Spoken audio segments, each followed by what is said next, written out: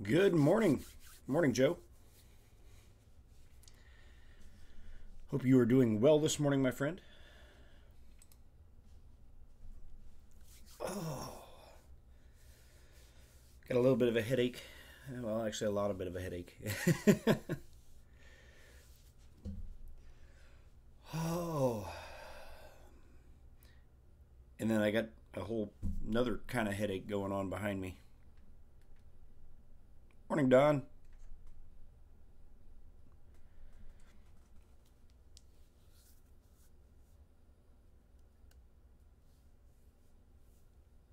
Oh, $3 grand to cut down a tree. Wow, dude.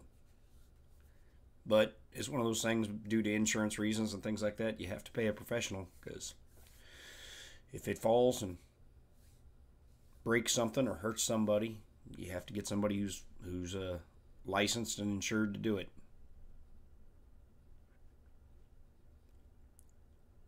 It's Tuesday morning, Don.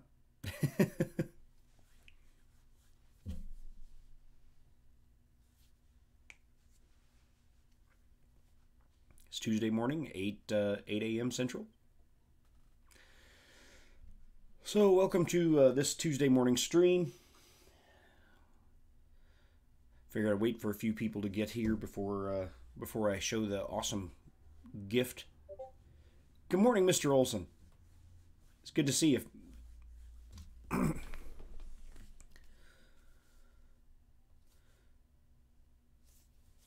6 feet from the back of the house. Yeah, oh yeah. Definitely got to get someone that's bonded and insured and all that kind of stuff for that. Hope you are doing well, David. Haven't seen you in one of my streams for a while, so it's good to see you. Well, we got a few people here now. I'm sure Hawk will show up later. He usually does. Ben, Hawk 3D Proto, sent me a really cool gift, and I'm very appreciative. I wanted to share it with everybody and show everyone what he sent me because it's pretty cool. It's 1 kilogram of filament in total. He said it's Strong Hero 3D. It doesn't have any kind of labeling or anything anywhere on the box to tell that, so I had to ask him. I'm like, what is this? It's not a sample pack because, like I said, it's 1 kilogram in total, but it's 5 200-gram spools. So it's 5 little bitty spools. But there's some really cool colors. The first one is it's brass. It's all PLA, which is a very nice looking color. I'm looking forward to printing some stuff with that. And then there's copper, which the copper, the vacuum seal is broken on the package, so hopefully that doesn't cause a problem. PLA usually not too big a deal, but yeah. So nice copper color, and then the vacuum seal is broken on the bronze as well. It's bronze. It's all these cool metallic colors. No vacuum seal on the silver either. So silver, it looks like a nice silver. It's a little bit darker than the 3D Solutech silver that I normally use. So that'll be cool. Now, I saved the best for last. This stuff is absolutely gorgeous. I don't know if any of you have ever printed with this. It is silk gold. And this stuff, I mean, the camera cannot do it justice. This stuff is shiny and beautiful. I'm hoping I'm hoping I can get my printers dialed in good before I print this. And I want to print some really cool stuff with this because this is awesome. I've never seen filament with that kind of sheen to it before, but I've never printed with a silk before.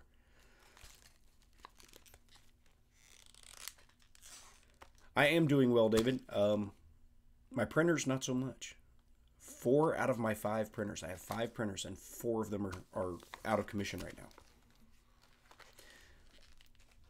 And 2 of them are out of commission because of Bowden tube issues. So I need to order some more pneumatic fittings because I have fittings that have failed on the S4 and on the X1. So I need to order some more fittings before I can get them back up and going. I'm going to do that today. I'm going to get them ordered. I think I'm going to order the ones from TH3D. They've got the little metal teeth inside, and what's happening is what's happened on both of them is the little plastic teeth that are inside of them broke, and they won't hold the tube anymore. So yeah, looking forward to printing with the gold. Let's see if I can get it all back in the box now. I'm looking forward to printing with all of it, but the gold especially. Wow, that silk gold is gorgeous. And if it prints well, if I have no problems printing it, I may look into ordering a full kilogram of that stuff. That is just amazing. Set the box out of the way here.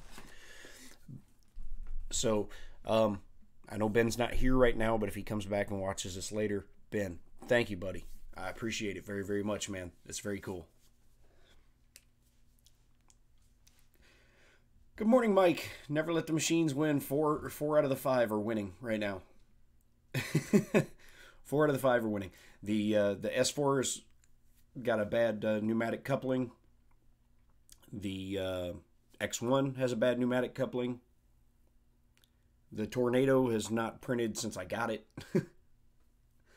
Not printed right. So I gotta figure, and I have no idea where to start on it. I don't know. I've been talking to Chris Riley about it, and he thinks it might be stepper voltages. So I've never had to dive into any of that stuff, so that'll be a first for me, and I'll have to probably go watch some other people's YouTube videos and pick some more brilliant minds than mine to get that figured out. So yeah, the S4 is down from a pneumatic coupler. The X1 is down for a pneumatic coupler. The Tornado has not printed right since the day I got it. And the Ender 2 board is fried. So I got to finalize my plans today, I think, of what I'm going to, how I'm going to move forward with that, whether I'm just going to order a direct replacement board or if I'm going to get creative and try to have some fun with it and place that order as well.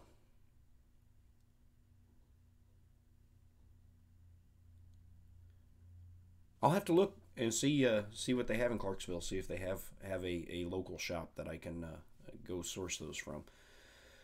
So out of my 5 printers, the only one that is up and operational right now is the ANET A8. The one that everybody would say is the biggest piece of junk of printers that I own, and it's the only one that's printing, or that's capable of printing right now. I don't have it printing anything, but I need to get that started this morning too, because I'm trying to finish the Scorpion.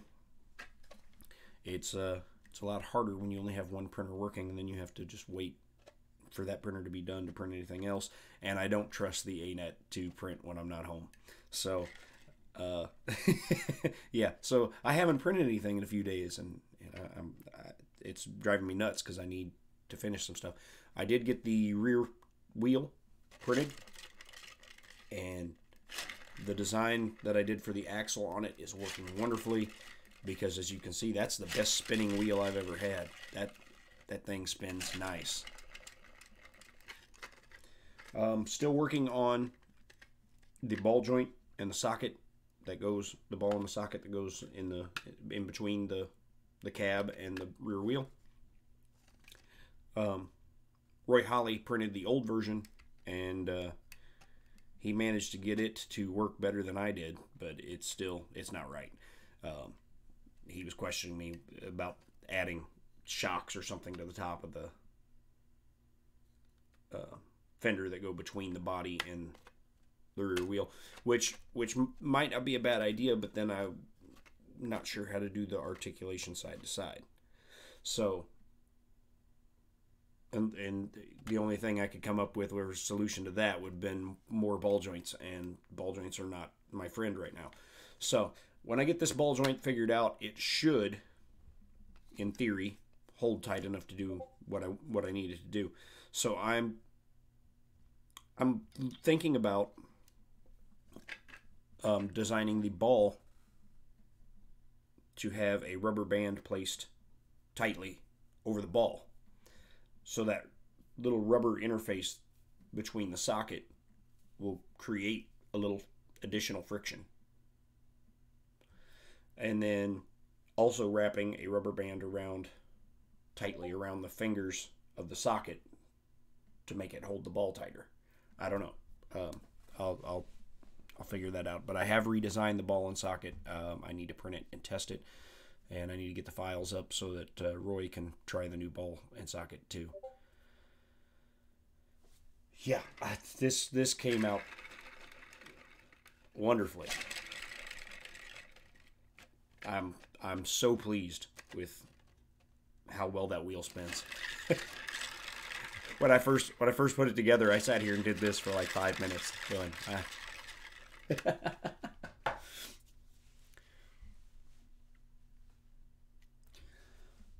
But yeah, this design, all in all, has been my favorite by far. My favorite design, my favorite print. I'm having a lot of fun with it.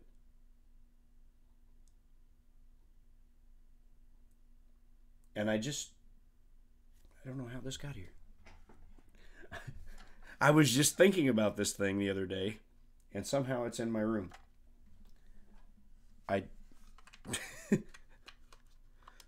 Because, I was talking about designing a little boat to tow behind the Jeeps.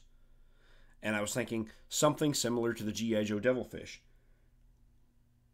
And I'm not sure how it got here, but I just looked over to my right, and sitting on my table in here, I'm going to have to ask my wife and my son how this got in here, is the Devilfish.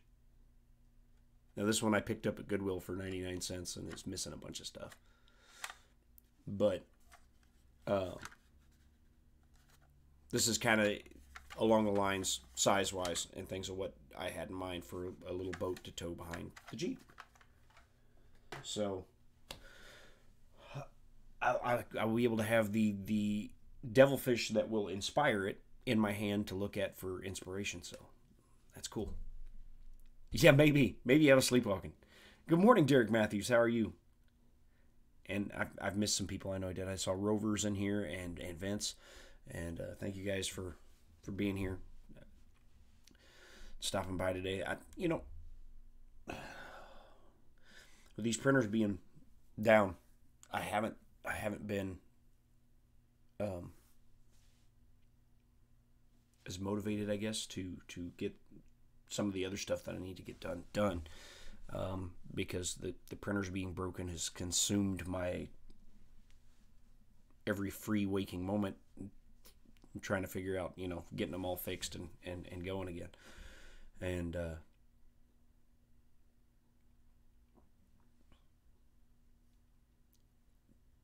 very cool, man. That's a great price on that.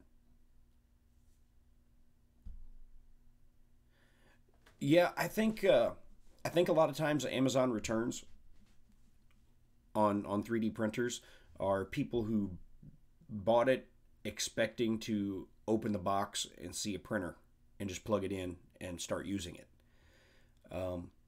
Anytime there's some assembly involved, I think a lot of people open the box, they look inside, and they go, I wouldn't even know where to start. Return.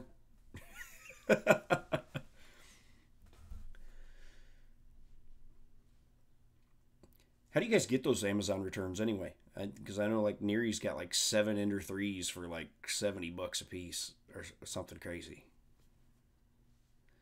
or Ender 2s rather.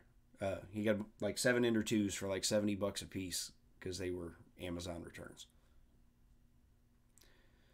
I know a lot of Amazon returns end up in stores. Like we got a store here in town called Bargain Hunt, and a lot of their stuff is Amazon returns.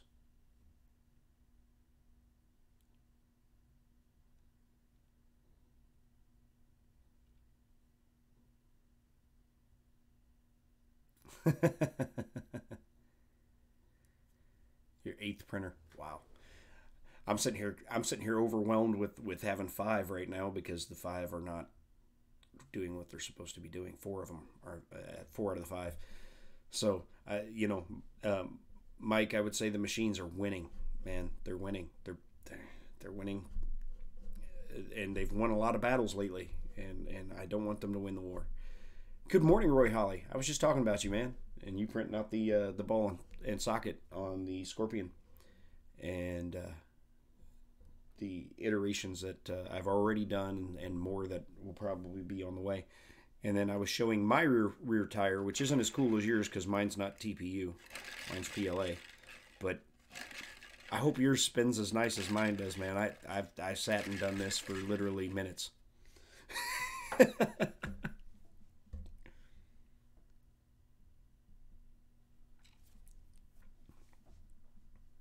It spins so nice. And the tolerances on those axle pins that go in through here were perfect. There's no glue on those whatsoever, and they snap in nice and snug.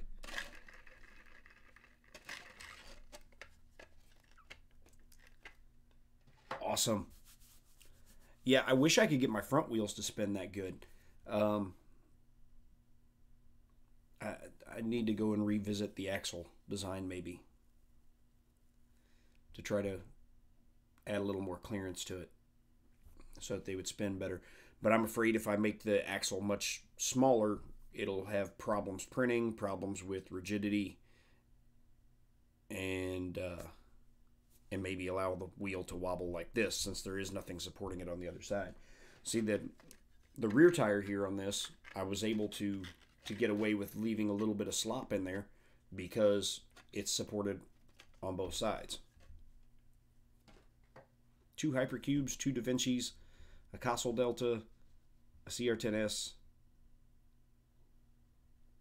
an A10, and an Ender 3. Is that the G-Tech?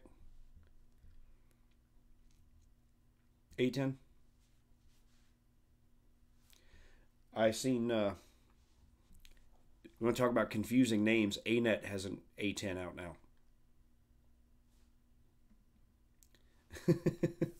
So let's confuse everybody by having our printer with the exact same name as another printer. Dude, you are rocking the cheap printer deals right now.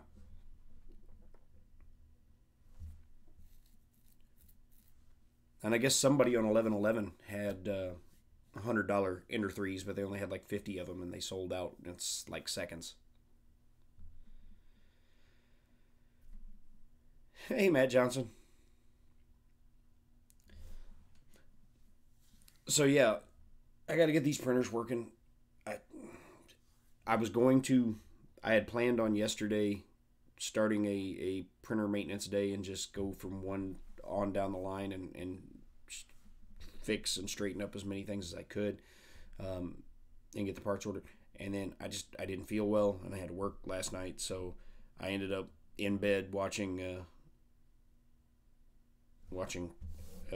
anime instead of doing anything.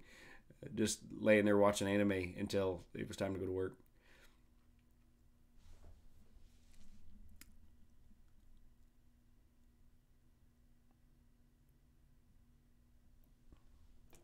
Okay. So maybe if I just scale the hole in the wheel up a hair, it would help them spin better. and still, so they don't, being scaled up like that, they're still staying on the axle good. They don't pull off when you pull on them. Because I can't get, the wheels that I've designed here, they spin, but they require a little more effort. They don't spin so freely. You have to actually have your hand on them. They do roll when they're on carpet. They do not roll when they are on a smooth surface. Sometimes they will hit a spot, snag, and just drag. Morning, Mike Whaley.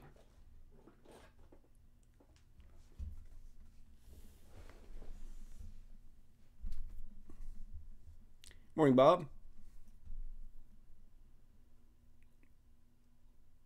Okay. Well, that's okay.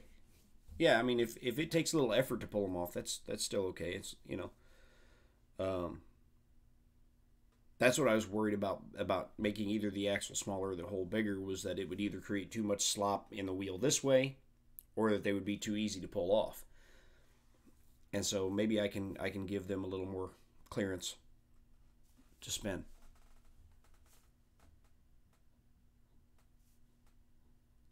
Once you started a stream, I don't think you can. I don't think you can change it once you started it. I've never done a Google Hangout. I'm gonna have to have one of these guys that do it all the time. Walk me through it, and I'll test it, because I have some ideas for a couple different Hangout style streams.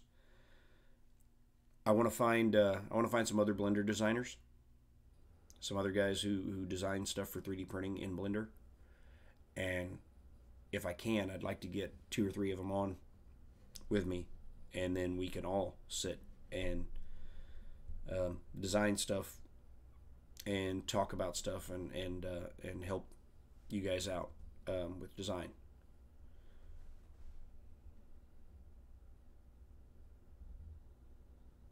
I have not.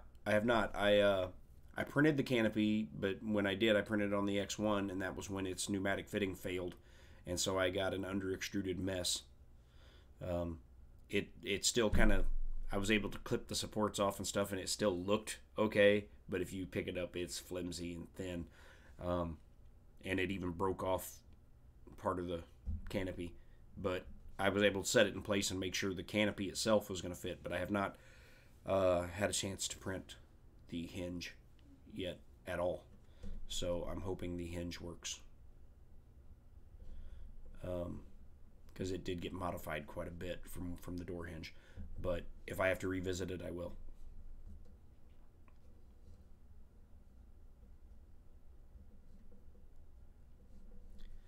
Yeah, I know the Hangout thing's not real complicated. I just got to do it the first time. I know it's something to do with you go in, you like schedule an event instead of just hitting start streaming. Good morning, Ben. And thank you, sir. Thank you. Thank you for the 5 200-gram rolls of metallic, really cool filament. I will put them to use. And like I said, man, that's silk gold. The camera cannot do it justice. That silk gold is absolutely gorgeous. That's one of the nicest looking golds I've ever seen. So yeah, I'm sure everybody here is already subbed to Ben and watches his videos, but I did leave a link in the video description linking to Ben's channel. So if you're not, go head over there and watch some of his videos. Throw him a sub. He makes some great content. He's a great guy, and he's got a new studio that looks really awesome, and has made me want to redo my makerspace that I just did, because mine doesn't look near as cool as yours, Ben.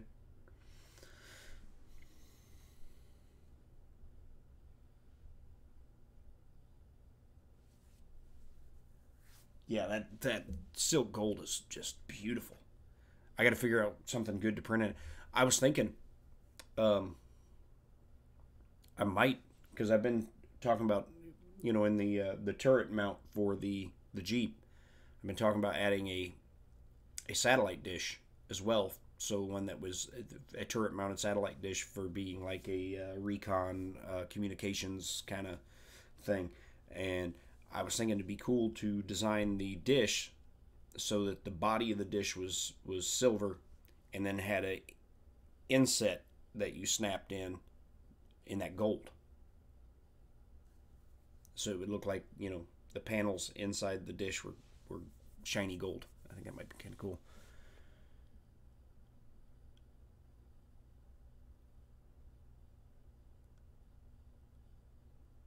Okay, I will check that out.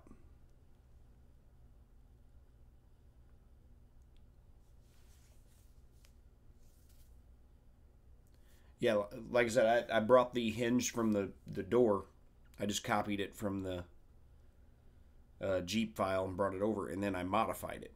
But I haven't tested it since I modified it, and I did have to make some things smaller and thinner than the hinge was on the Jeep, so it could have a problem being too thin in some spots.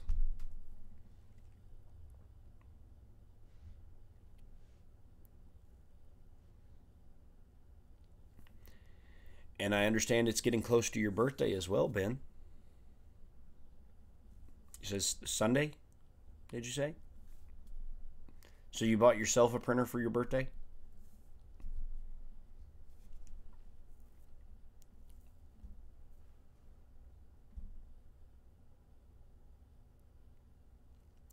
Or two more? Three more? You're gonna fill up that new makerspace, that new studio in no time, man. You're gonna be looking to get rid of printers so you can add another new one that pops up. I gotta say, I've watched a few videos on that the new CR10S Pro, and my God, does that thing look slick. The thing I like about it the most is that they finally have done away with that separate side box, because that is the reason the S4 takes up. I mean, it's big anyway because it's 400 by 400 bed, so it's large and it's going to take up space. But then when you add that box over to the side, now it's taken up a whole bunch of space. Um, I do have really long uh, wires on my S4, because Robbie Mac extended them out. So it's got me thinking about rearranging my shelving a little bit and seeing if I can't put the box up under the shelf and then slide the whole printer over. Yeah, dude, I saw that. That is so cool. You must be living right, man. You must be living right for them to just out of the blue send you. It's like order 4 rolls of Prussian mint, get a Mark III. Wish that were only the case, right?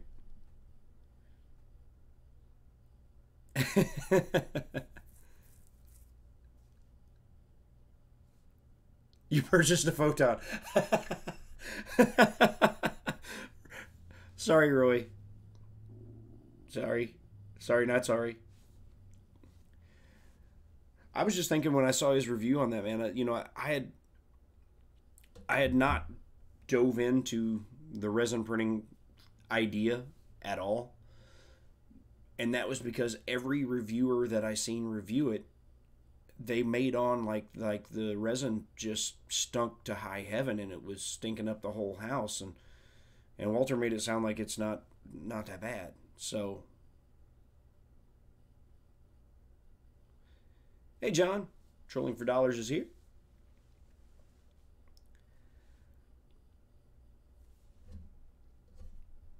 So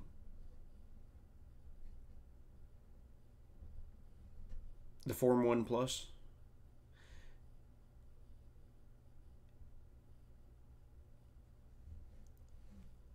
But yeah, he made it out like everybody always made it out like the resin was just so messy and so smelly, and Walter's like, the mess isn't that bad, and the smell isn't bad, and he described it like you're walking by a nail salon. And I'm like, okay, well, I get that in my house all the time anyway because I'm married. So maybe it's worth looking into. And the Anycubic photon seems like the way to go because it seems to be really good quality. Now, granted, it's not going to be as hands off as the Prusa. The Prusa one that's coming out, I think they've got theirs set up so that you put the resin bottle inside and the resin comes out on its own, so you don't have to keep pouring resin in. And that kind of thing. But the price difference. I mean, it's $1,200 for the Prusa without the washing and curing station. Well, for $1,200 you could buy 2 photons and some resin. But it got me thinking. It's like, man, I could make side view mirrors and windshields and canopies and windshield wipers, those sort of things, little detail items that would push the realism up a little bit on my designs. So I don't know. It's got me thinking that I might want to get into a resin printer. I don't know. I might be willing to give it a try.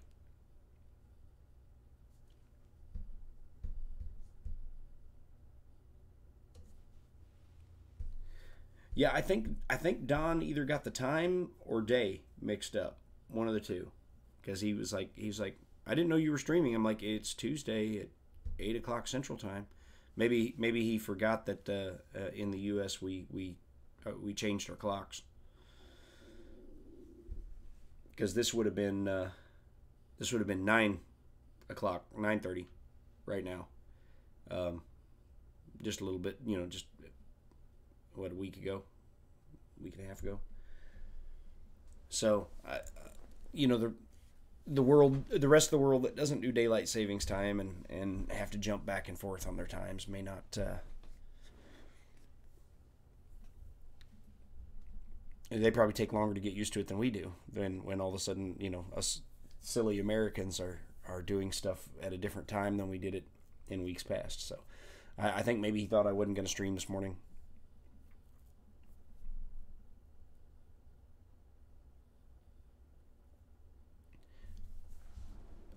Man, what time is it where you're at, Ben? Right now? You're later in the day, right? It's 2:30 p.m. So I'm done because I don't run all day streams. I don't do those. That's another part of the reason I don't host a Hangout stream, is I would feel compelled to just let it run as long as people were doing stuff and things were going on. And I kind of like doing my stream just like hour and a half, 2 hours in the morning, and I'm done with it. So I'm an hour and a half away from my scheduled stop time. My scheduled stop time is 10. I've ran past it a few times, but for the most part I stick pretty well to it. But sometimes I even cut it short if I just feel like I've ran out of things to talk about and there's nothing really going on. I'll cut it short, and I may cut it short today. I got a headache, and so I would sit here going, oh. But I did take some ibuprofen before I started, and it's not cutting it.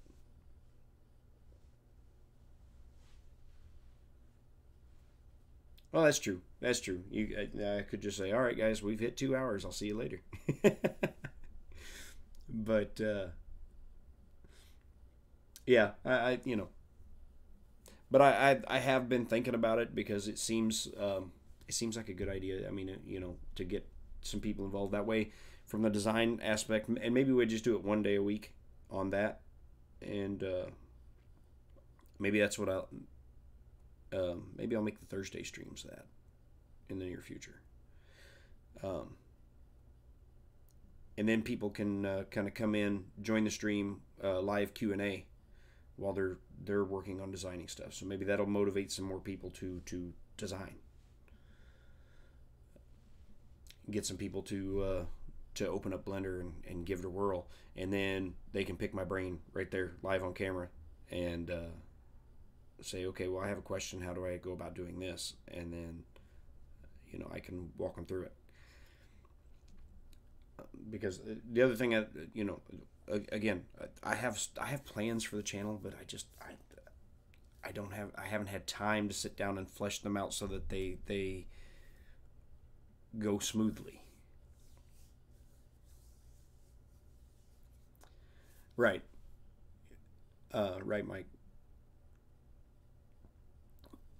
Yeah, Tuesdays and Thursdays from 8 a.m. Central Time in the U.S. to 10 a.m. Central Time in the U.S. So, morning, Scalda. Or good afternoon for you. So, yeah, I think I still want to do Tutorial Tuesday, but I need to, in order to make it as successful as possible, I need to sit down and work out the tutorials myself. And I need to line up like 10 of them so that I have them ready to go. And that way, if I run into some spots where I'm busy and I have a lot of other things going on and I don't have time to game plan for the next tutorial, I've already got one lined up in the chute ready to go. And then so I want to spend the first half an hour to an hour on Tuesdays, not this Tuesday, but first half an hour to an hour on Tuesdays doing a brief tutorial. And we'll call it Tutorial Tuesday. And then I was thinking maybe Thursday go to a Hangout format where people can open Blender, jump into the Hangout, and ask questions. And show what they're working on and make progress, and we'll make progress together. And if there's something that you don't know how to do, and you can ask me, and if I know how to do it, I'll walk you through it. If I don't know how to do it, we'll Google it and we'll find somebody who does, and we'll learn it together.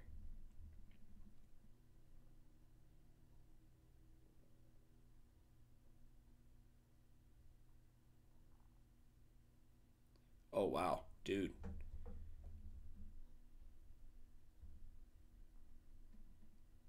I'm sorry you're having that kind of problems with your teeth, man.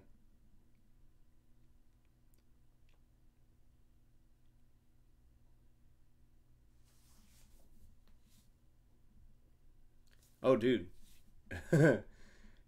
Having his name's Daryl, right? I don't want to just call him the broken nerd. I think it's Daryl. Having him on would be fantastic. The dude is brilliant. Um, it would be it would be one of those I'm not worthy kind of things, though. I mean, he's so far and above where I'm at as a designer. It's not even funny. I think he uses Cinema 4D. I think is his program of choice. I don't know. Maybe he uses Blender as well. Yeah. So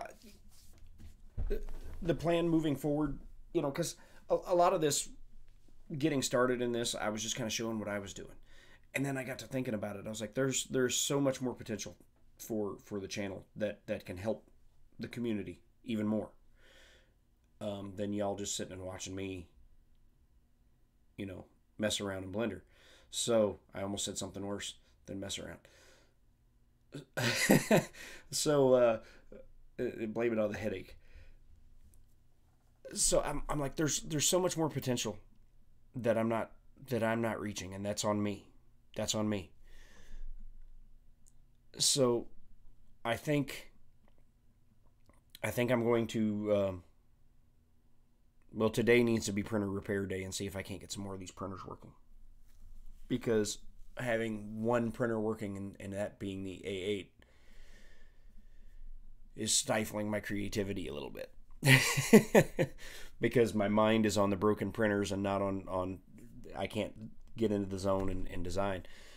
So I need to get as many of these printers working as I can, order parts for the things that I can't just fix today, And so that's my plan for when I get done with the stream today. That's what I'm doing. That's what I'm going to be doing is working on all my printers and seeing how many of them I can make function again. I may even pull the pneumatic coupler off of the X1 that is good and see if I can't put it on the S4. I don't know. They could be different. They could be the wrong sizes too. I haven't checked. Or hell, pull all the couplers off the Tornado since it's not working.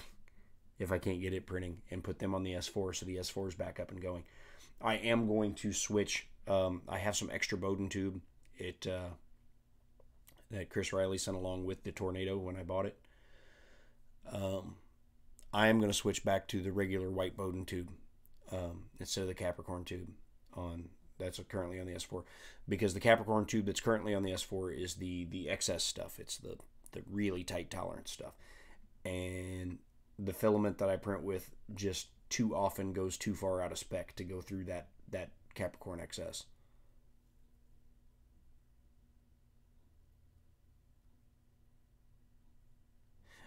I will, if I get this plan laid out better and ready to go, I would hesitate to approach somebody of his stature without having the plan firmly in place and maybe testing it out a few times. All that about you only have one chance to make a first impression. So, I want to make sure I have my ducks in a row and that I know what I'm doing before I get someone like him involved. Some other folks to be the guinea pigs first, because Daryl runs with the big boys, and he certainly wouldn't want to come hang out if he got here and it was just a disorganized cluster of a mess and nothing got accomplished and nobody learned anything. That would be disappointing to him, and so I don't want to venture down that road until I kind of iron it out a little bit.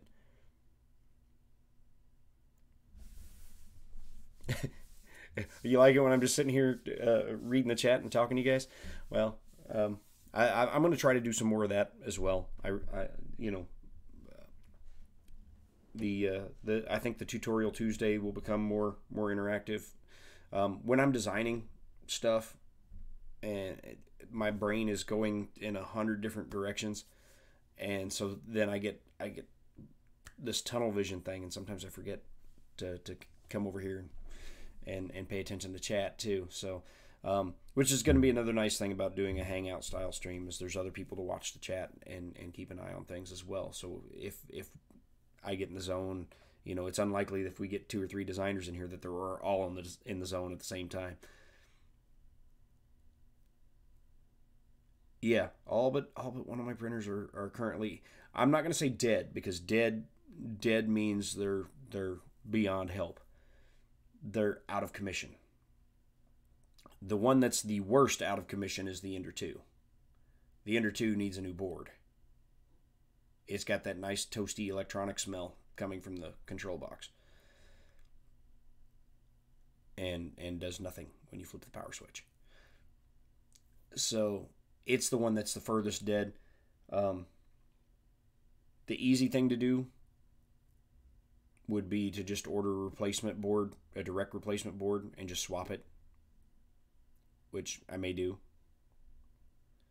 The fun, more interesting thing for the channel to do would be to go somewhere out in left field and get a board that has no earthly business being in an Ender 2 and put it in an Ender 2.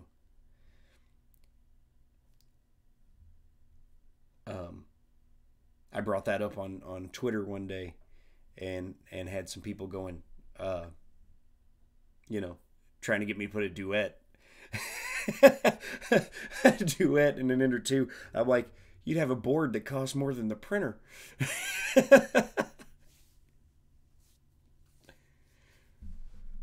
But it would be interesting to see. I would go down that road and say that would be interesting. Now, the thing I'm curious about, since Creality, their machines share so many parts from one to the next, does the CR10S4 have the same board as the Ender 2? Because if so, that would tempt me to put the board from that in that, and then do the crazy thing like put a Duet Wi-Fi in that.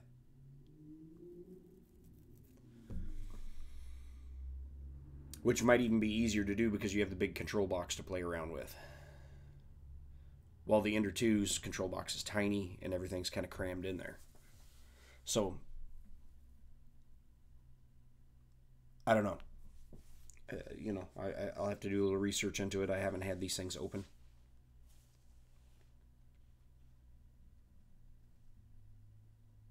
Oh, okay.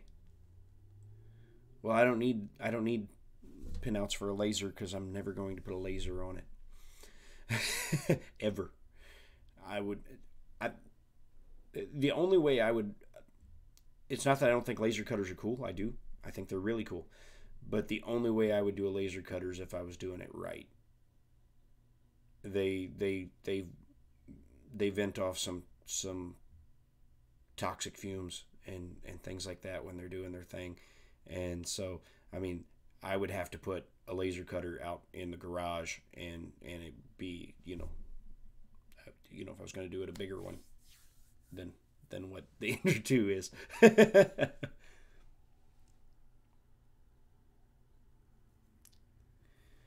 uh, it might not hurt to break things up a little bit.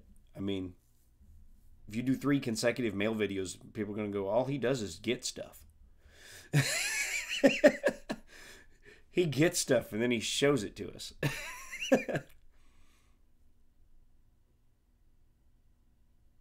Engraved paper. Yeah, no interest. No interest. So, yeah, if I was going to do a laser cutter at some point in time, it would be the real deal. Again, have to go in the garage with an exhaust fan and all that kind of stuff. Chris Riley, what's going on, man? Welcome to me just talking to everybody about my broken machines, because that's kind of what I'm doing. And my plans for fixing them, and my future plans for the channel as well, because I'm going to pivot a little bit. It's still going to be about design, but I want to get you guys involved more. As I said, Tutorial Tuesday is a plan. I want to do that. I want to start off my Tuesday morning videos with a short half an hour to an hour tutorial. Nothing long, maybe even 10 or 15-minute tutorial. I want it to be something short, simple, but it grows your skill as you follow along. And then after the end of the tutorial on Tuesday, then I'll work on my stuff and chat with you guys. And then Thursdays, I want to turn into a Hangout style stream so that people can jump in. And but I'm not going to do it wide open, like Mike and Don have done, and what they do for theirs is great. It's awesome. But I'm going to kind of keep it restricted to somebody saying, I'm going to work in Blender today. I'm going to need your help. Or somebody that says, I'm a designer already. I know what I'm doing. I'd like to jump in and talk to your people and show them what I got going on and show them how I do these things. And so kind of lock it down a little bit, but not a lot, We can get people in here who have questions or problems with their designs, and then I can help them, and then maybe some guys who know even more than I do that can be here as well and help walk him through, him or her through the issue they're having. And because the whole reason I created this was first to share what I was doing, but secondly to inspire you guys and to get you guys designing. Because the thing that we need in the 3D printing community, more than we need new printers, is more stuff to print. We have printers. We have printers. We have tons of printers, and they all do their job. And I don't see anything groundbreaking or earth shattering coming out lately that you know that goes okay. New printers are great, but new printers it's just another shiny thing. It does it do anything that your other printers don't? No. So the thing that we definitely need more are designs. We need more models to print more things because people have different interests. My interest lies in scale toys, 1/18 scale toys. So that's what I'm designing. But not everybody's interested in 1/18 scale toys, and I totally get it.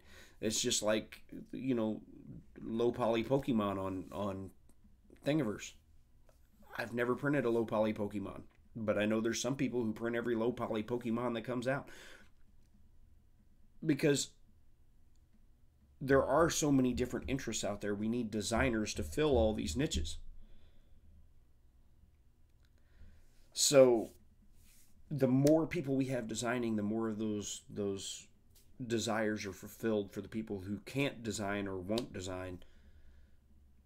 I wouldn't even say can't design because I think everybody can design something that won't design. Because there are people who just, no, I'm not messing with that. I have no interest. I have no time. I have no desire to get into that. And that's cool. But then we need to empower the people that are out there who have that interest and that desire to do it.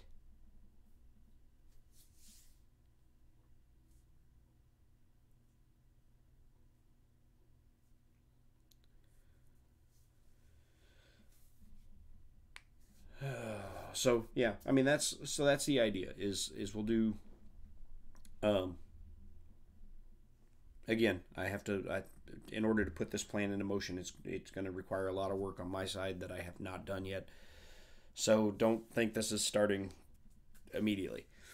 Tutorial Tuesdays and then Hangout Thursdays, and get you guys involved in designing more. Because if we can all start pumping out designs and stuff that fit our different and unique interests and skill sets, it's only good for the community. For the community to have access to more stuff to print that fills a wider range of interests.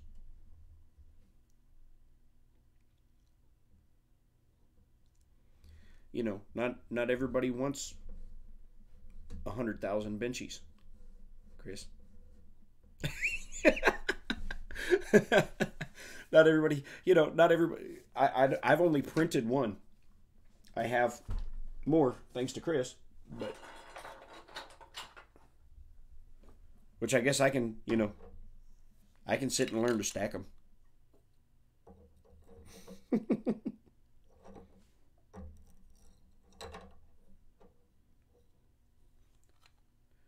Of course, it'd be easier to stack them if I could actually stick that in there. There he goes. There was stringing across that hole there, Chris. There you go. I can learn to stack benchies like Chris Riley.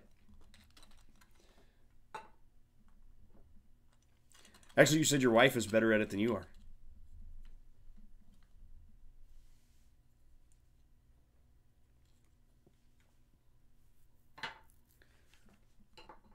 So yeah, I'll sit and learn to stack benchies at some point. It's bingo.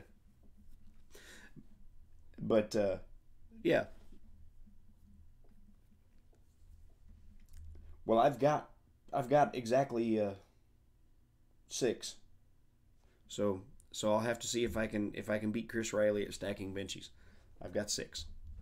So I own 6. I'll see if I can stack those 6 at some point today. Maybe when I'm waiting for when I get to the point where I'm ready to warm up the S4 if I get it working right. But yeah, 4 out of my 5 printers are out of commission right now, Chris.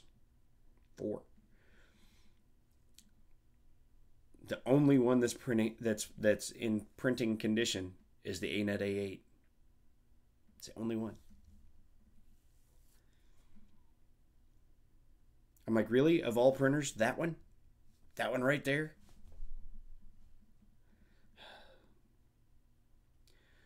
Um, well, so the S4 has a pneumatic fitting that's shot craps on the extruder side. The X1 has a pneumatic fitting that's shot craps on the extruder side. The Ender 2 board burst into flames and is dead because you can smell the burnt smell coming out of the control box. So the Ender 2 is dead in the water completely until I order a new board for it. And then the Tornado powers up and goes through all the motions like it's supposed to. It just doesn't print worth a crap. And I haven't been able to figure out why. I have went through and rechecked all the bolts on it and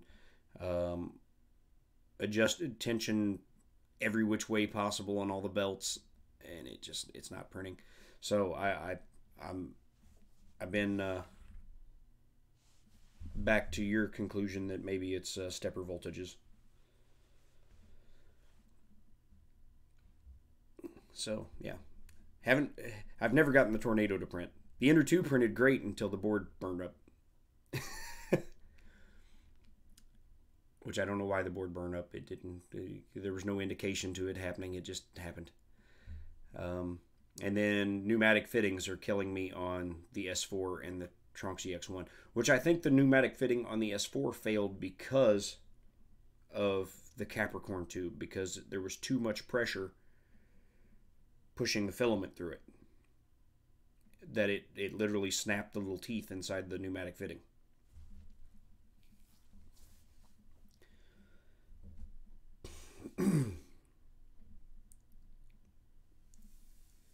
So I'm going to go back to the standard white Bowden tube that you sent me with the Tornado, Chris. I got in that bag over there. But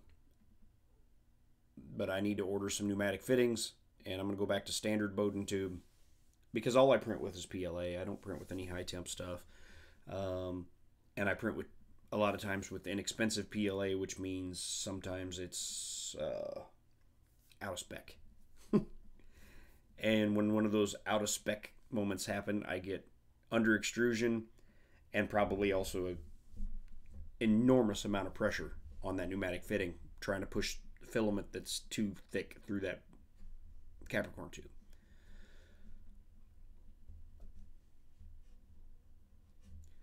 I'm gonna order some from TH3D. Supposedly they're tougher than the average, and they've got metal teeth in them instead of plastic teeth. So they should grip the tube better and stand up to pressure better. And they're not terribly expensive. So I'm going to order from him. I'm going to order plenty of them. I'm going to order extras so that I have some extras, on hand. Because the thing that I'm coming to learn with Bowden tubes is they have lots of issues that you should have replacement parts around for.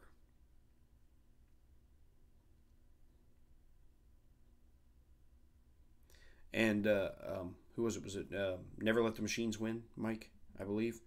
Told me to check locally because he sourced some locally that were great quality that he got from a pneumatic supply place. So I'm gonna hit Google and see if there's any places like that here in Clarksville, and maybe run over there and check them out today, and if there are, and see if they've got them, and I'll take some of the broken ones with me. Because I don't mind even overpaying if I get good quality ones.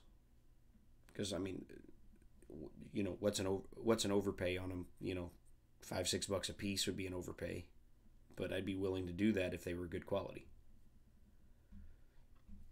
I think TH3D has the ones that they have are like they're like $5 or something for 3 of them. So I was planning on ordering enough sets from him to replace every set I've got, and then to have a couple spare sets.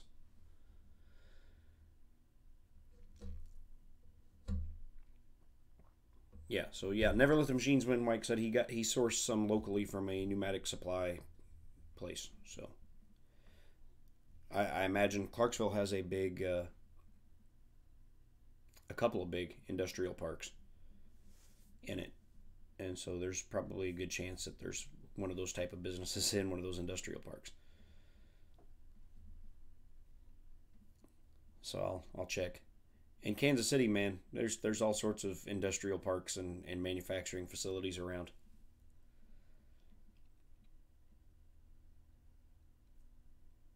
I know that because I worked in an industrial park at a manufacturing facility when I lived in Kansas City.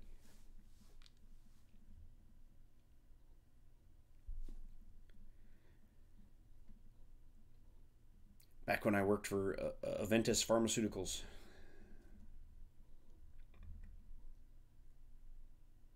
Which I guess they're Sanofi Aventis now or whatever. They changed names all the dadgum time.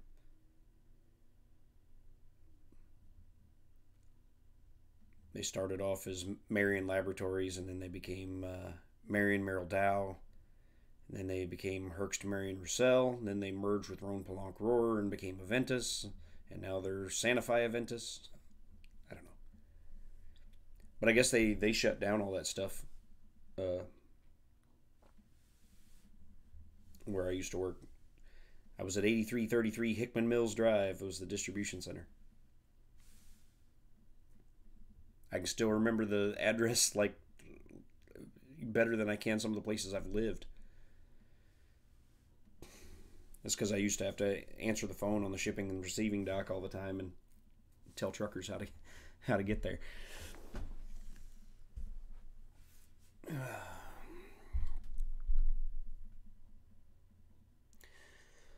So yeah, today will be a day of 10 pieces of Snappy done so far. So are you and James racing? Is it a Snappy race? Because I know James like kind of called you out on it on Twitter, and then he jumped straight into showing us on a stream that he was printing it. I was like, uh-oh.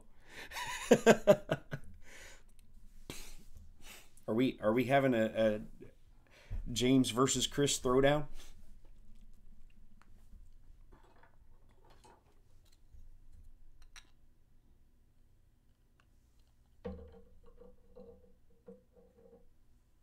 And Don is back.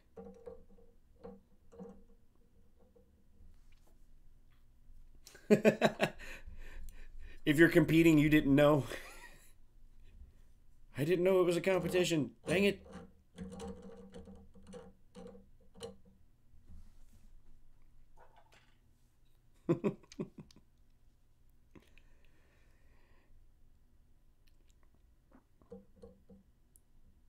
Well, I'm just glad that I could be the catalyst that got the whole thing started.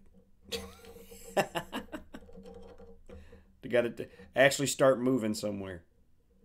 Yeah, I suck at stacking benchies, man.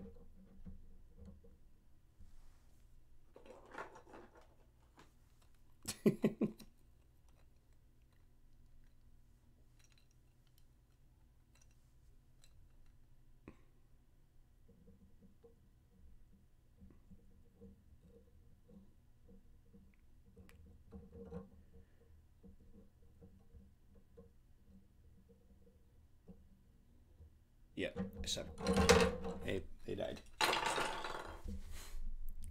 It's the world's most colossal boat crash on small scale.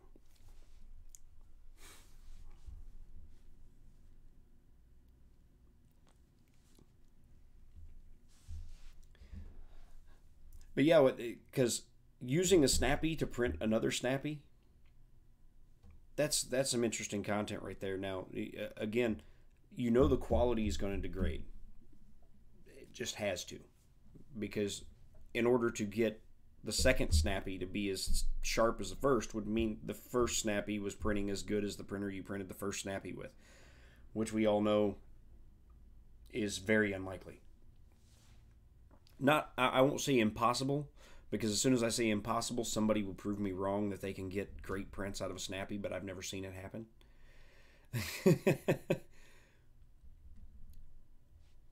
If you turn out to get great prints out of a snappy, it will change some things. There will be people out there wanting to print one. You will make more people want to print one if you can get good results, because the only videos I've ever seen of the snappy, they got the snappy together, and sure, it was printing and the thing was rattling and clacking away and extruding plastic, but it was printing ugly stuff. So if you could get one that printed well enough to print another snappy with it that worked, that's a real trick. And then if you could get one that printed well enough for that second snappy to print a third, that would probably be like world record stuff, because I don't see anybody being able to do that. I really don't.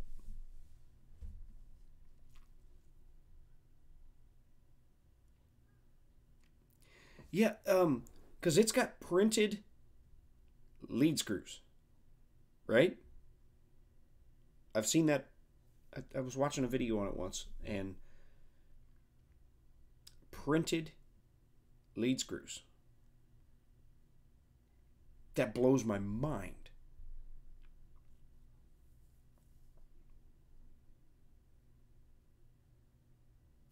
Two-piece. Two-piece printed lead screws. That's even better. Although that has me wondering if you could print an accurate enough lead screw with a resin printer and design one that could be lined up just right and glued together so that you could print in multiple pieces, because you would have to, because the build volume on them is not very big. But if you could design one that repeated itself and could be glued together and was keyed to fit just right so that the teeth on the screw lined up perfectly, and it was a repeated model so that it was each piece was identical, then you could literally fill up your whole build plate with them. It would take the same amount of time to print as printing one would.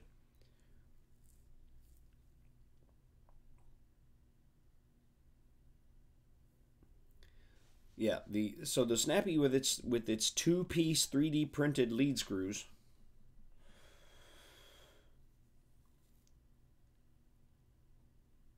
right? That's what I was thinking, Chris. Is SLA at its finest resolution, printing a lead screw? If you could design the lead screw so that it was keyed perfectly to snap together, and like I said, then you just little glue and you put it together. You'd fill up your whole build plate, and you could print a whole bunch of sections of lead screw at the same time, and then join as many of them as you needed. If you could make it just exactly perfect and straight and yeah, 0.05.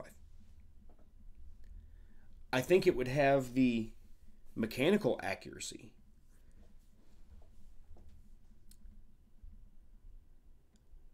Your design would have to be spot on, though.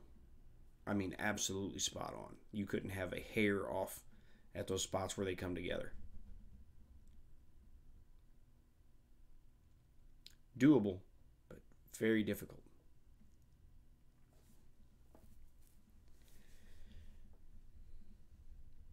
Because I know anytime I design stuff that's meant to go together, I have to give it a slight bit of tolerance. So that tolerance would have to come in the peg or pin or whatever that inserted between the two pieces. But maybe the better way to go would to be have both ends have a hole, and then you design a pin that you stick in one and then stick them together, like a dowel situation.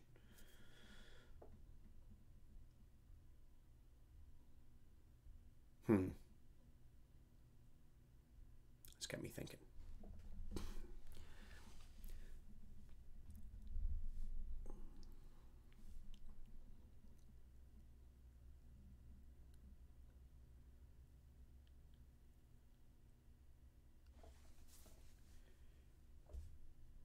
Well, 20 to 30 in a pack.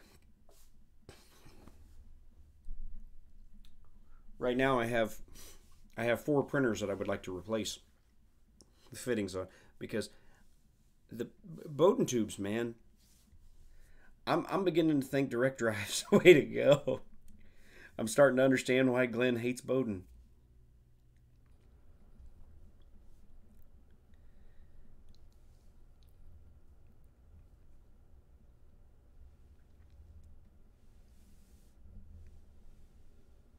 Yo, yeah. Printing it all in PETG.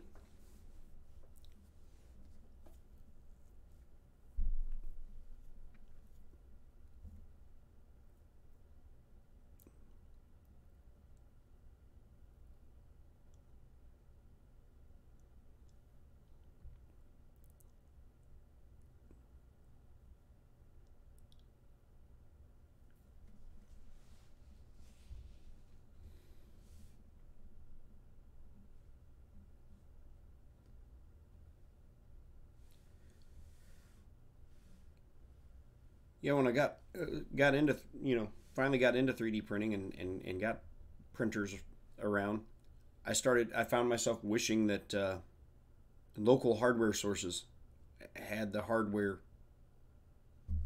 for these things. But they just don't.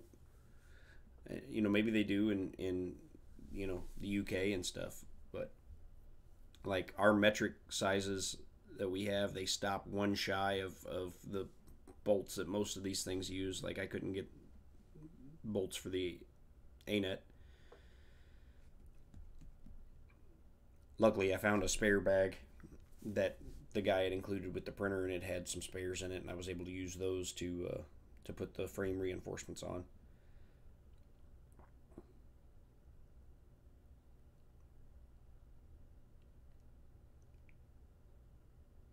Yeah, we stop at M4 at all the hardware stores.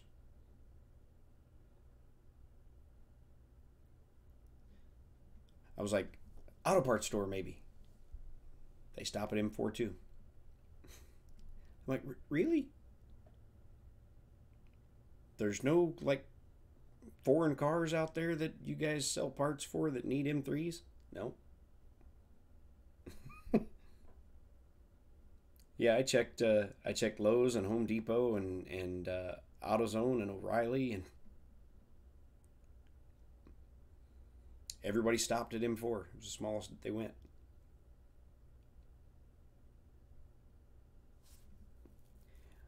Which made me start thinking either. Oh, morning, Techie Dad. How are you this morning? Which made me think that either printer manufacturers need to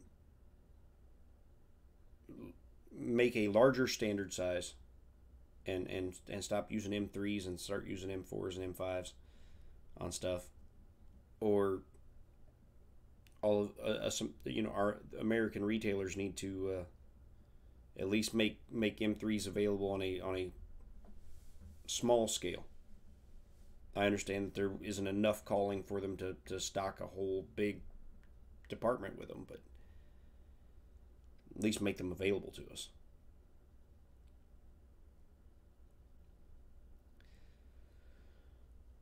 So yeah, when I get off of here today, it's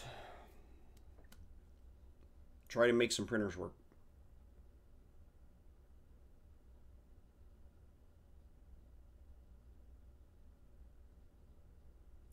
Snow. Ooh. Where you at, Techie Dad?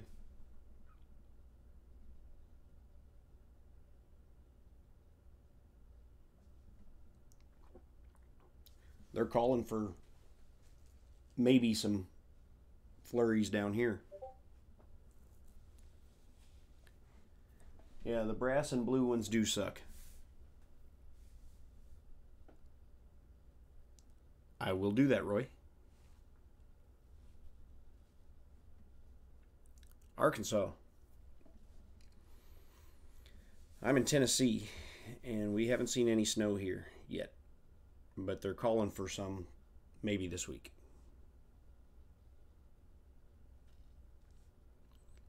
Well, Joe, you're in Michigan, man. You guys get snow all the time. Lake effect snow coming off the Great Lakes.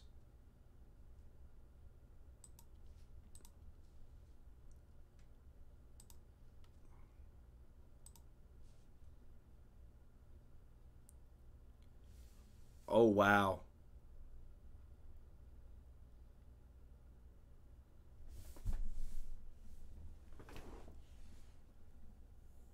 Oh, wow.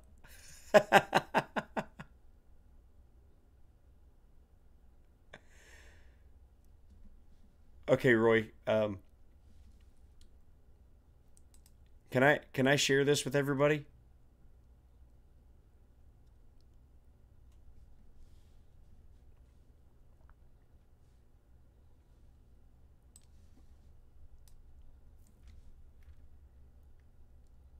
Because this is insane in a good way.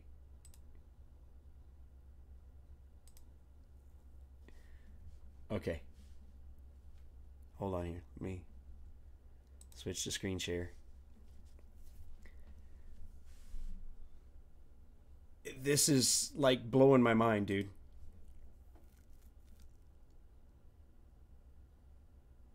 Wow.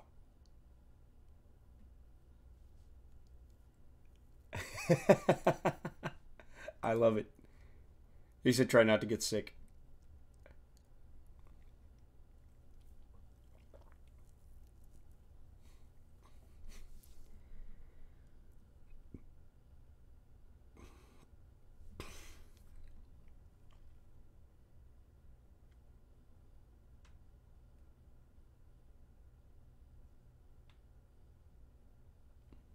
That is awesome, dude. That is so cool. You are the master at changing prints at layer height, man. Really. That's so. There are no words. It's interesting.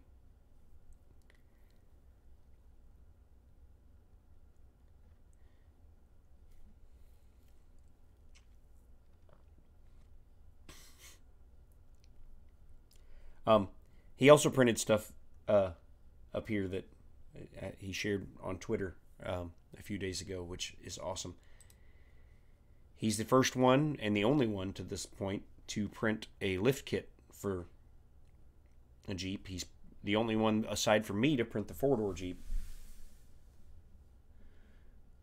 So there's the four-door Jeep with the lift kit. He's the only one to print the trailer.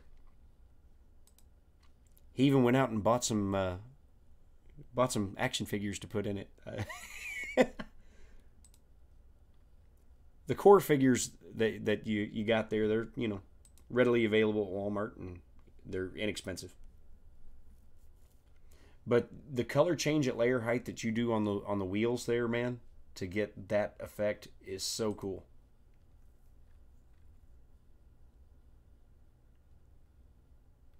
And I see you did that as well on these. But that's like totally like psychedelic.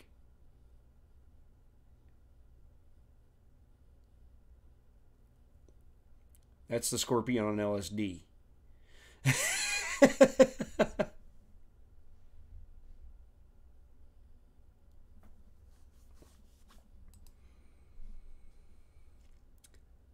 So yeah, you beat me. You beat me to finishing the Scorpion. Um, I will put up the modified ball and socket today, um, which I think will be better. It hasn't been tested yet.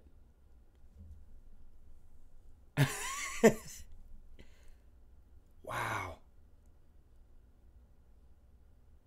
that's really neat. I like it.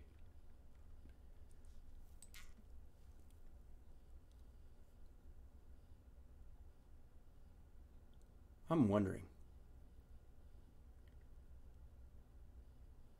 I'm wondering if I. No, probably not. Wondering if I could squeeze another seat in the back there, make it a two-seater.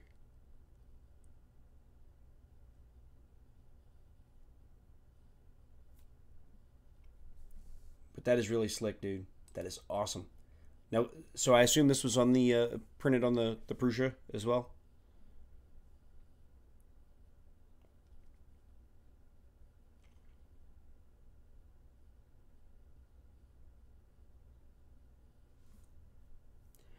Yeah, I might be able to do that.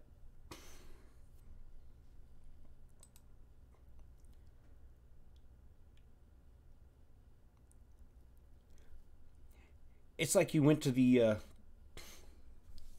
shelf and you grabbed every single one of the loudest colors of filament you could find and found a way to work them all into the model. That's I love it.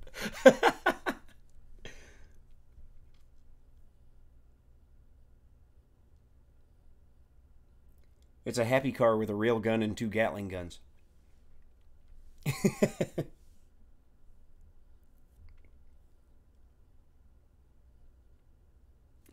But I love how you kept the tires and the Gatling guns and the rail gun sensible normal colors, and then you just went hog wild with everything else. It's cool.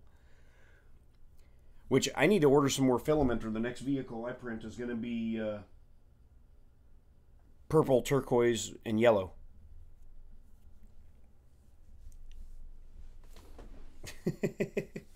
I need to order some more black and silver.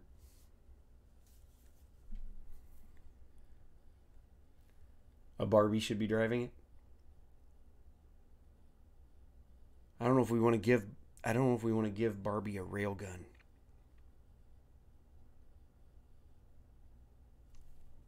Hey D,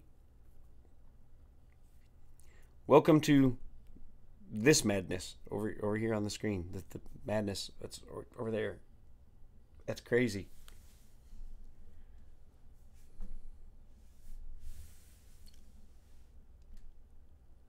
I love it.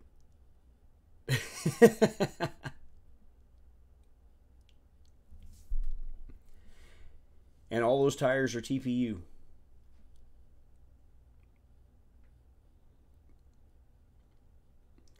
Oh, it's totally got a like early 70s, late 60s vibe to it.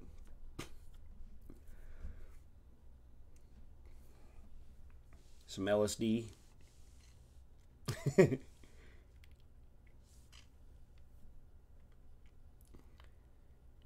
Gonna bring back some people that,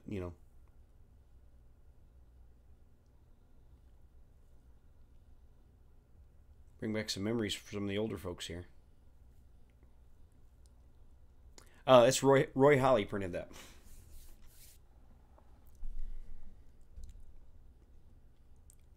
We need to get Roy a color mixing printer and see what he does with it. Like the A10M.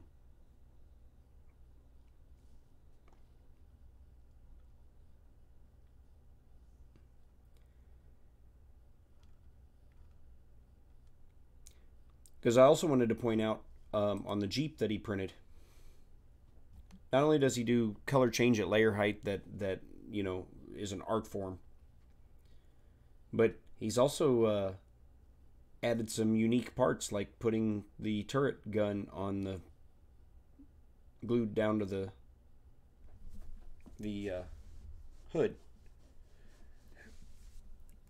I never thought of mounting that there, so. And then he mounted another missile launcher in the trailer.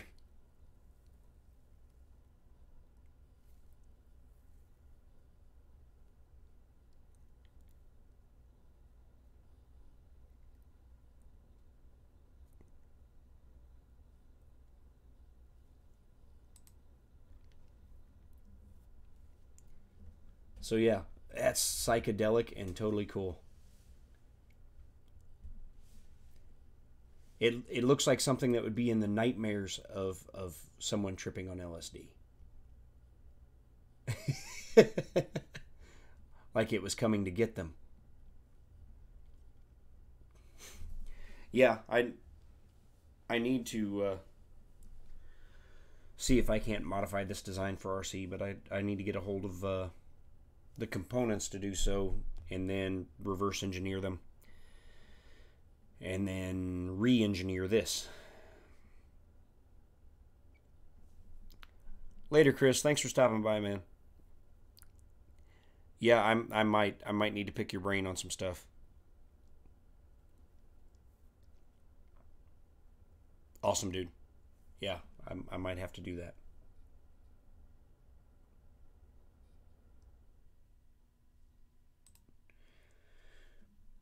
Because I'm not as good at repairing printers as, well, almost any of you guys.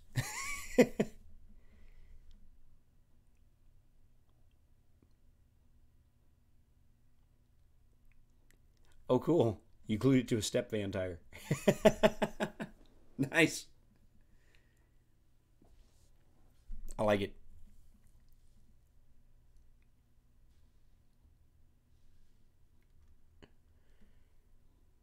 So yeah, man, I love it. I love the creativity. I love the unique. Just everything about it is very unique. And you're the first one to finish one.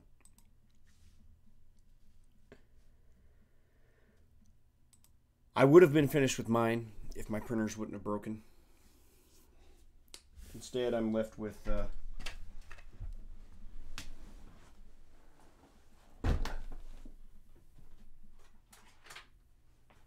left with two. Oh, my wheel fell off and staying back there. But I'm there, getting there. I printed the canopy, but it's under extruded and squishy, and broke off when I tried to remove the supports from it because it's so soft and squishy. I mean, squishy. So, which I think, Roy, you still have design one on the ball and socket, and this is design two, which is a little beefier.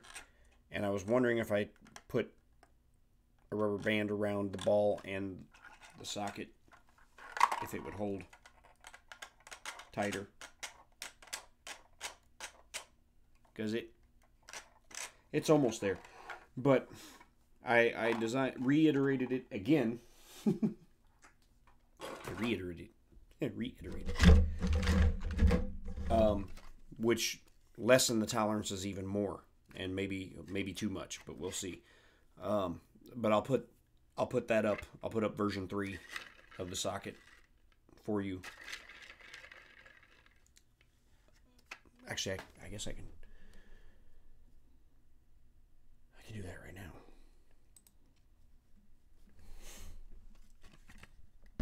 Now it makes the vehicle a little bit longer because I also extended the neck a little bit on the ball to give the socket a place to hinge around to make a sharper turn.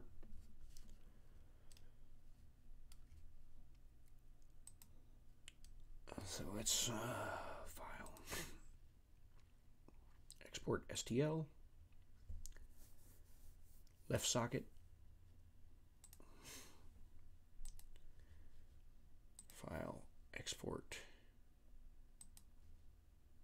STL, right socket,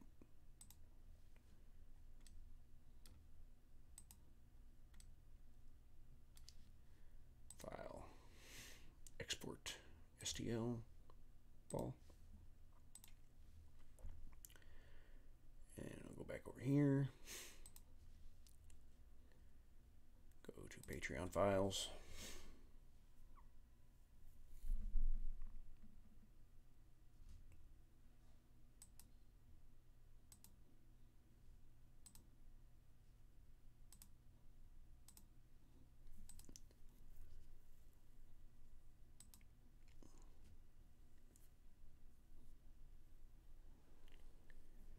yeah, and would probably have to lose the.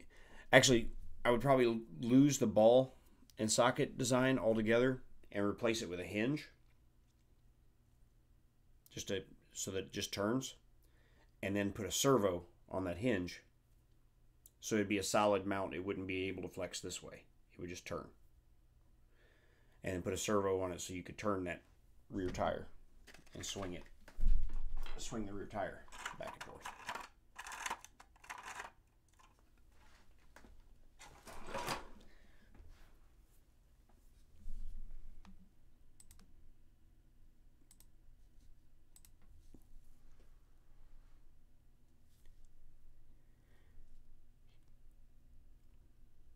Oh, I did notice a problem when I sliced the hinge and I put up a second version of the hinge. I don't know if you saw that on the Patreon files. That's so that canopy hinge hopefully is better.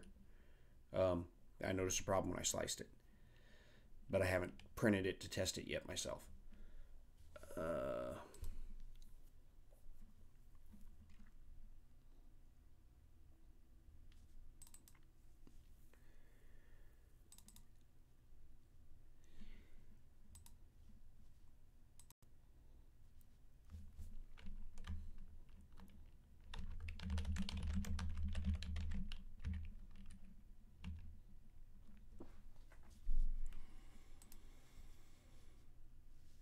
Left socket, right socket, and ball.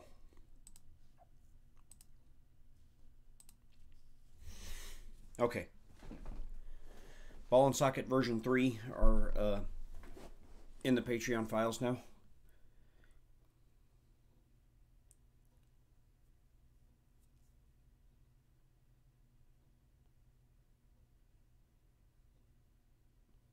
A kingpin at the hinge point. Be easy to install a steering servo. Yeah. So yeah, that's what I was thinking was, which would be cool if you had a remote that had enough controls to do it. If the steering servo could turn, turn the front wheel when it turns the front, independently of the back, so you'd still have front. So you could do some cool like crab walking things by turning this one this way and this one this way, and then have it drive diagonally.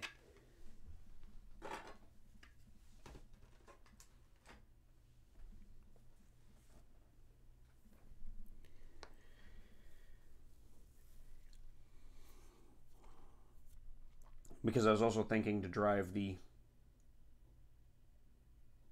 rear tire. If I wanted to drive the rear tire, I would have to also mount a motor somewhere back there and like chain drive the wheel.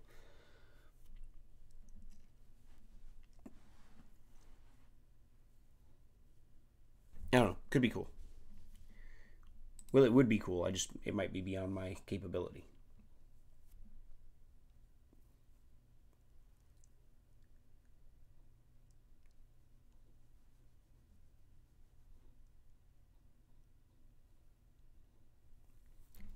Morning, Ed.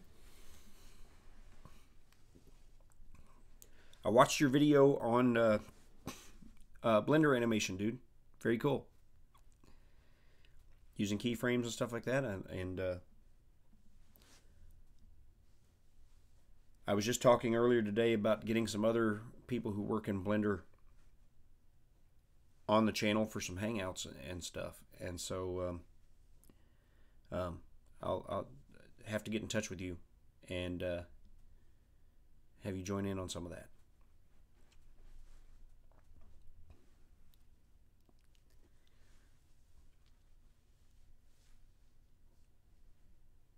I haven't done a lot of animation in Blender. I used to do a lot of animation in 3D Studio Max, but I haven't done any in Blender.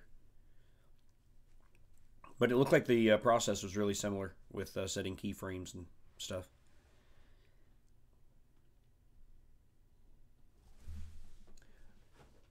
Well, that's a good point, D. Then I would just have to redesign the wheel around the hub motor.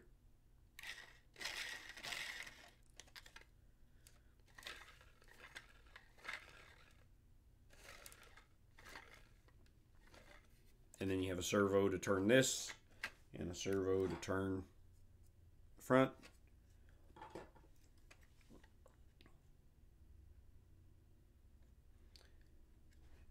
And if I did that, I'd still be able to keep the functionality of having the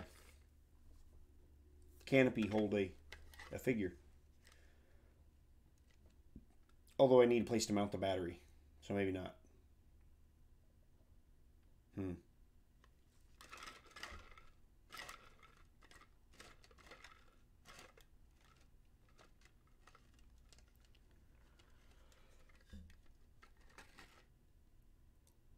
But that thing would be pretty cool to see RC.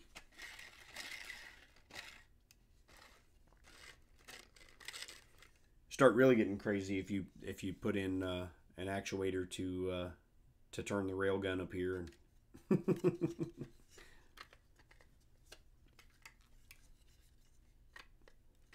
Maybe spin the Gatling guns.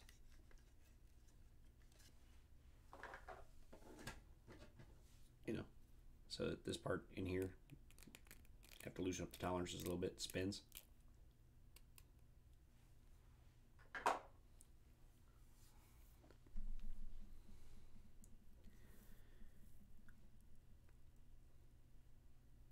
There's all sorts of fun stuff that can be done.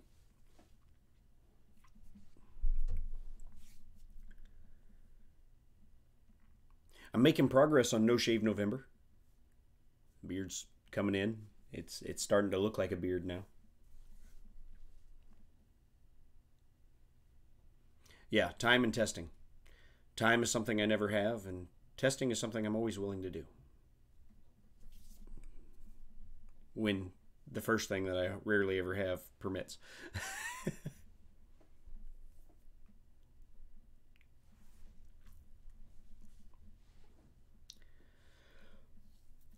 All right, guys. Well, I think I'm running out of steam on stuff to talk about, but I've really enjoyed hanging out with you guys, and I got some printers that I got to get to work on, and I got to go take my car for an oil change too. So, this being my only day off, I've got to get all that stuff done.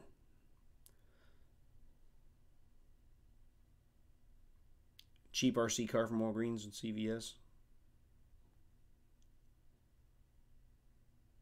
Yeah, drive it like a skid steer. Could be interesting. But I'm going to jump off of here and go take my car for an oil change and then come back and work on printers.